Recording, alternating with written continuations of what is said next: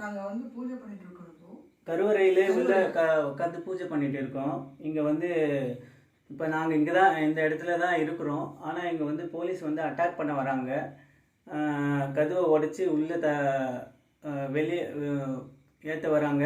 எங்களோட உயிரே போனாலும் சரி நாங்கள் இந்த பூஜையை நிறுத்த மாட்டோம். நாங்கள் தொடர்ந்து பூஜை பண்ணிகிட்டே தான் இருப்போம்.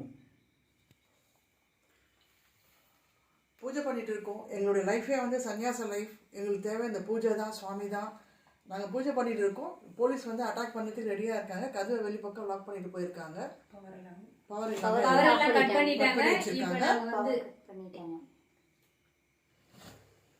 எங்கள் லைஃப் ஸ்டைலு சன்னியாச வாழ்க்கை.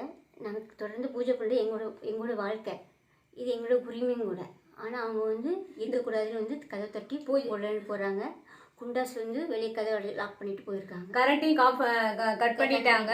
இப்போ எங்களுக்கு வந்து எமர்ஜென்சி சூழ்நிலை வந்து ஒரு இந்துஸை வந்து ஒரு தனிப்பட்ட முறையில் பூஜை பண்ணுறதுக்கு கூட வழி இல்லாமல் வந்து கதவை வந்து லாக் பண்ணிவிட்டு நாங்கள் போய் இப்போ வந்து போலீஸை கூப்பிட்டு வந்து உங்களை வந்து அரெஸ்ட் பண்ணுறோன்னு சொல்லிட்டு போயிருக்கிறாங்க.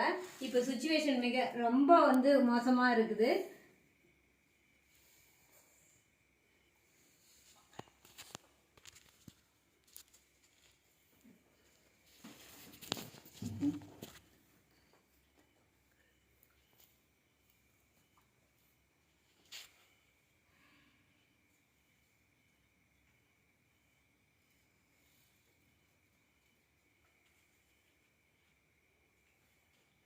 ஆக்சுவலி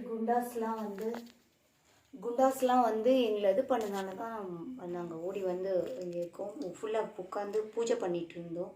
எல்லா பூஜையும் ப்ரேயர் பண்ணிட்டு இருக்கும்போது நாங்கள் இப்போ ஃபுல்லாக கம்ப்ளீட்டாக உள்ளே வந்து நாங்கள் இப்போ கருவறையில் வந்து அடைக்கலாம் ஆகிட்டோம். கருவறையில் வந்து அடைக்கலாம் ஆகிருக்கிறோம். வீடுலேருந்து தான்